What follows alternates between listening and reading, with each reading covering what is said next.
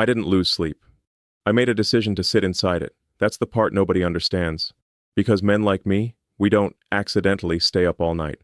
We calculate. We control. We shut things off when they stop serving us. Except you. And that's where it started to feel dangerous. The room was colder than it should have been, not physically, just that kind of silence that presses against your chest. 3:17 a.m. I remember the exact time because I checked it like it meant something. Like if I stared at those numbers long enough, they'd explain why your absence felt louder than everything I've built. Phone face down. Not because I didn't want to look at it, but because I knew I would. And I hate losing that kind of control. I've walked away from deals worth more than most people dream of. I've cut people off without hesitation when they crossed a line. But you? You turned silence into a weapon I didn't know how to fight. Here's the truth I don't say out loud. I could have slept, easily, closed my eyes, forced my mind somewhere else. I've trained myself to do that, to compartmentalize, to bury things so deep they stop breathing. But last night, I didn't want peace. I wanted to feel it. All of it. The ache, the confusion. The way your absence twisted something inside me I thought was untouchable. So I stayed awake on purpose. Tell me something. Have you ever chosen pain? Not because you enjoy it, but because it's the only honest thing left? Because numbness feels more like a lie than suffering ever could? I sat there, leaning back, staring at a ceiling that suddenly felt unfamiliar, like I didn't belong in my own life anymore. And that's when a thought hit me, quiet, but sharp enough to leave a mark. What if I've been running from this feeling my entire life? Not you, this, the stillness, the lack of distraction, the moment where there's nothing left to win, nothing left to prove, and all that's left is what you feel. And I realized something that didn't sit well with me. I don't just avoid people, I avoid myself. That's the uncomfortable truth. It's easy to look powerful when you're constantly moving, building, achieving, deciding. But take all of that away. Sit a man in a quiet room with nothing but his thoughts, and you'll find out real quick whether he's actually strong or just well distracted. Last night I wasn't distracted, and I didn't like what I found, not because it was weak, but because it was real. There was a moment, brief, but it stayed with me. I almost reached for my phone. Not to call you, not even to text, just to see if your name would light up the screen like it used to, like some kind of proof that I still existed in your world. That's when it hit me how dangerous this had become. Not the love, the dependency, and I don't use that word lightly, because I've built a life where I don't need anyone. Or at least, that's what I've been telling myself. But you exposed something I didn't prepare for. Not weakness, something worse, need. And I don't know if you understand what that does to a man like me, because needing someone means they can reach places inside you that no amount of success can protect. It means control is an illusion. It means one person, one absence, can shake foundations you thought were permanent. Here's a line you probably weren't expecting. Power doesn't scare me, but the thought of caring this much does. Because it means I'm no longer operating on logic alone, and that's unfamiliar territory, unstable territory. So I stayed awake, not because I couldn't sleep, but because I didn't trust what would happen if I stopped thinking about you. Would it fade? Would I wake up feeling nothing? Or worse, would I wake up still feeling everything? And somewhere between those questions, between the silence and the tension sitting in my chest, I realized something I haven't fully said out loud yet, something about you, about me, about what this really is. But I'm not sure I'm ready to admit it, not completely, because if I do, it changes everything. You know what's ironic? The man everyone calls unshakable is the one who knows exactly where he can break, and I've spent years making sure no one ever gets close enough to find that place. By day I'm precise, calculated. Every move has intent. Every word carries weight. People don't question me. They adjust to me. I built that version of myself on purpose, because control is addictive, and respect comes easy when you never hesitate. But there's something I never tell them. Control isn't strength. Sometimes, it's just fear, wearing a suit. It was around 3:40 a.m. when the room started to feel smaller. Not physically. No, the walls didn't move. But the silence changed. It wasn't just quiet anymore. It was watching me, like it was waiting for me to admit something I've been avoiding for a long time. I stood up, walked to the mirror, didn't turn the lights on, just enough moonlight coming through the window to see a silhouette, my outline, nothing more. And for a second, I didn't recognize the man staring back, not because he looked different, because he felt unfamiliar. Tell me something honestly. When was the last time you looked at yourself, without distractions, without noise, without pretending, and actually liked what you saw? Not the image, the truth behind it. I leaned closer to the mirror, like I was trying to inspect damage that wasn't visible, and a thought slipped through. Quiet, but undeniable. You've mastered everything except being honest with yourself. That one stayed, because it was true. I've won rooms, built things people envy, made decisions others couldn't handle. But when it comes to this, to feeling something real, something unstructured, I hesitate, I calculate, I pull back. Here's the uncomfortable truth. I don't struggle with losing people. I struggle with what they awaken in me before they leave. Because once that door opens, I can't pretend it doesn't exist anymore. And you? You didn't just open it, you walked in like you belonged there. There was a moment, I don't even know how long I stood there, where I almost laughed, not because anything was funny, but because of how predictable this all is. A man builds himself into something untouchable, and then one person comes along who doesn't care about any of it, not the success, not the control, not the image, just the parts he hides, and suddenly, all that power means nothing. Here's the pattern interrupt you probably weren't expecting.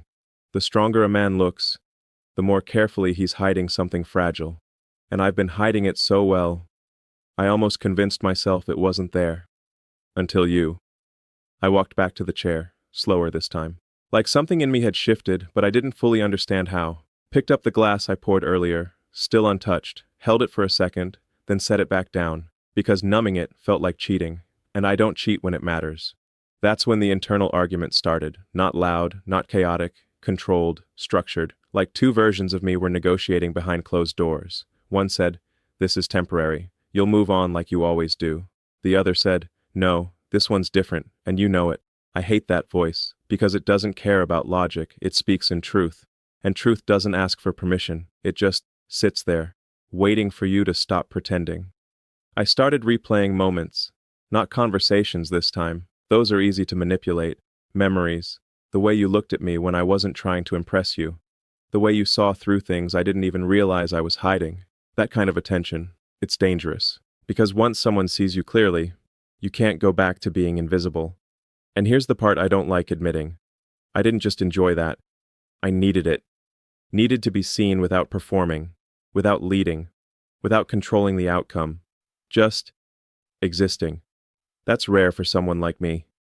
Maybe too rare. So now I'm sitting there in a quiet room that feels heavier than it should, and I realize something that shifts everything again. I've built a life where I can handle anything, except this, except not knowing where I stand in someone's world, except not being in control of how I'm perceived, or if I'm even thought about at all. Let me ask you something. What scares you more? Losing someone? Or realizing they had the power to change you, and you let them? Because those are two very different kinds of fear, and only one of them keeps you up at night like this. The clock hit 4:12. Didn't even feel time move. That's how you know something's real. It bends everything around it, and right there, between exhaustion and clarity, I felt something I don't experience often, not weakness. Something quieter, something more dangerous. Uncertainty. And I don't operate well in uncertainty. I either move forward, or I walk away. There's no in between. Never has been. But this time, for the first time in a long time, I didn't know which one I was about to choose, and that hesitation, that pause, it's telling me something I haven't fully faced yet. Something about you. Something about me. Something about what this is becoming. And I'm starting to realize the version of me I've been protecting all these years might not survive the truth I'm getting closer to. There's a question I've been dodging so carefully. It almost impressed me. Not because it was complicated, but because I knew the answer would cost me something I wasn't ready to lose. 4:38 a.m. The room hadn't changed, but I had. There's a point in the night where everything stops pretending, where your thoughts stop negotiating and start telling the truth. That's where I was, sitting still, elbows on my knees, hands locked together like I was holding something in place. And then it came back, not as a whisper this time. Clear, direct, unavoidable. If she never comes back, who do I become? I didn't react right away. That's what I do. I pause, I analyze, I create distance before I feel anything too deeply. But this question didn't give me that option. It stayed, heavy, like it had been waiting for the exact moment I couldn't escape it. Here's something you won't hear often. The most dangerous questions aren't the ones you can't answer. They're the ones you can, immediately. Because the second it hit me, I knew, not intellectually, instinctively, and that's what made it worse. I leaned back slowly, eyes fixed on nothing, and for the first time that night, I let the answer surface without trying to control it, without filtering it, without protecting myself from it, and it said something I didn't expect. You become exactly who you were before her. That should have been reassuring. Familiar territory. A version of me I built, refined, mastered. But instead, it felt like a loss. A quiet kind of grief I couldn't explain. Because that version of me, he didn't feel like progress anymore. He felt like survival. Tell me something. Have you ever outgrown a version of yourself, but still found comfort in it because it's all you've known? Because that's where I was sitting, between evolution and regression, and neither one felt safe. I stood up again, slower this time, walked toward the window. The sky was starting to shift, just slightly. Not sunrise, but the hint of it, that in-between moment. And I realized something that didn't sit well with me. I've spent years becoming someone the world respects, but I never asked if that version of me was actually enough for me. That's the uncomfortable truth. Not every version of you that wins is the one that fulfills you, and I've been confusing those two for a long time. The question came back again, sharper now. If she never comes back, who do I become? But this time, it wasn't asking about identity, it was asking about choice. Do I go back to the man who doesn't need anyone, or do I admit that version of me was incomplete?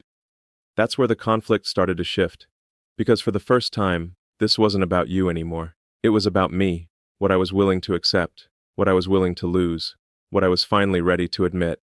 Here's the pattern interrupt. Closure isn't something you get from people, it's something you take from the truth. And I was getting closer to it whether I liked it or not. I placed my hand against the glass, cold, real, grounding, and a memory hit me out of nowhere. Not a big one, not dramatic, just a moment. You laughing at something small, something I wouldn't have noticed before you, and that's when it clicked. It was never about losing you. It was about losing access to the version of life you introduced me to, a version where things felt lighter, less calculated, more human. And without that, everything else suddenly felt heavier, more mechanical, more predictable. I don't like predictable, but I've built my entire life around it.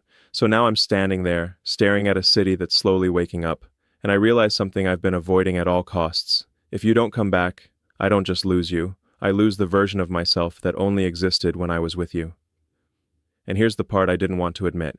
I don't know how to be that person without you. Let that sit for a second, because it changes everything. It means this isn't just emotional attachment, it's identity. And identity isn't something you casually rebuild. So now the question isn't just sitting in my mind, it's shaping everything around it. Who do I become if she never comes back? Because if the answer is, the man I used to be, then maybe I've been moving backward this entire time. And if the answer is something new, then I have no idea who that is yet. And that uncertainty, that space between who I was and who I could become, that's where things start to break or transform. I just don't know which one is about to happen. Not yet, but I can feel it getting closer. There's a truth I wish I could have misunderstood, something I tried to dilute, reshape, make softer than it actually is. But it doesn't bend. It just sits there, quiet, undeniable, waiting for you to stop pretending you don't see it. I went back to the chair, but I didn't sit right away, just stood there, staring at it like it belonged to someone else, like the man who sat there hours ago was operating on a different version of reality. And maybe he was, because that version of me still believed this was about you, about losing you, about wanting you back. But this was something else entirely. I finally sat down, slow, controlled. Like if I moved too fast, the truth would hit harder. Elbows on my knees again, hands loosely clasped, and I let the thought finish itself this time. No interruption, no resistance. I wasn't holding on to you. Pause. Because even now, saying that feels like betrayal, like I'm minimizing what you meant, but I'm not. I'm finally seeing it clearly. I was holding on to who I became around you. That landed differently, not sharp, but deep, like something inside me shifted position without asking for permission. Because now everything started rearranging itself. Moments, conversations, the way I felt in your presence. It wasn't just about you being there. It was about who I didn't have to be when you were. Tell me something. Have you ever met someone who didn't make you better? They just made you real? No performance, no strategy, no silent calculations running in the background. Just you. That's what you did. And I didn't even notice it happening. That's the dangerous part. I leaned back, exhaled slowly, eyes tracing the ceiling like it held answers it never planned to give. And I started listing things, quietly, internally. The version of me that existed with you. I laughed more. Not because I was trying to be charming, but because something genuinely felt light. I listened, without waiting for my turn to speak. I let silence exist, without needing to fill it. That's not who I usually am, and I'm not proud of that. Here's the uncomfortable truth. I've spent years becoming someone impressive, but not necessarily someone easy to be with, even for myself. You changed that, without trying, without asking, and that's what makes this harder than I expected. Because now I have to face something I've been avoiding for a long time. If I needed you to access that version of me, then maybe I wasn't as complete as I thought I was. That doesn't sit well with a man like me. I don't rely on people. I don't build my identity around someone else's presence. At least, that's the narrative I've been protecting. But narratives don't survive truth. And the truth is, you didn't just enter my life. You exposed a version of me I didn't know how to reach on my own. Here's the pattern interrupt. Love doesn't always add something to your life. Sometimes it reveals what's been missing the entire time. And once you see that, you can't unsee it. I stood up again, restless now, pacing slowly. Not out of anxiety, but because staying still felt like accepting something I wasn't fully ready to accept. Because if this is true, then losing you isn't just losing a person, it's losing access to ease, to presence, to a version of myself that didn't feel like he had to carry everything alone. And that's where it gets complicated, because part of me wants to fight for that, to get it back, to reach for you, and rebuild that version again. But another part of me, the one that's been quiet until now, it's asking a different question, a harder one. Why couldn't you be that man without her? That question, I don't have a clean answer for, and I don't like not having answers. Maybe it's because I never had to. Maybe I've always been rewarded for being controlled, composed, untouchable, and somewhere along the way, I forgot how to be anything else. Or maybe, I was afraid that if I let myself be that open all the time, someone would eventually use it against me. That's the part I don't say out loud, the fear, not of losing you, but of what it means to need someone to feel whole. So now I'm standing there again. Same room, same silence, but everything feels different. Heavier, clearer, more honest. Because I see it now, completely. No distortion, no denial. I wasn't fighting for you. Not entirely. I was fighting for the version of me that only existed when you were there. And now the question isn't just about loss anymore, it's about responsibility. Because if that version of me is real, if it exists, then it shouldn't disappear just because you did. Which means, there's something I still need to figure out, something I've been avoiding, something that changes how I see everything moving forward. And I'm not sure I'm ready for what that answer demands. Not yet. But I can feel it forming. I didn't make the decision when I felt strong. That's the lie people tell themselves. That clarity comes from power, from certainty, from having everything under control. No. I made it when I realized control wasn't enough anymore. The sky had shifted, not fully morning, but the darkness wasn't convincing anymore. That in-between hour where everything feels exposed. 4:59 a.m. I hadn't moved for a while, just sitting there, watching the light slowly push its way into a room that still felt like night. And something in me matched that tension.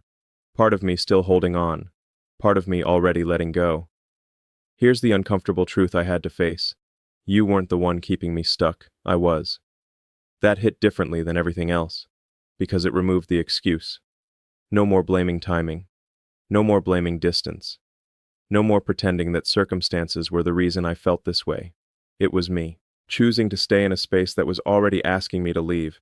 I leaned forward, elbows on my knees again, hands clasped tighter this time, not to hold anything together, but because something inside me was finally ready to break alignment.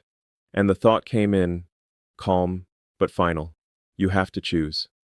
Not between you and me, that would have been easier. This was deeper than that.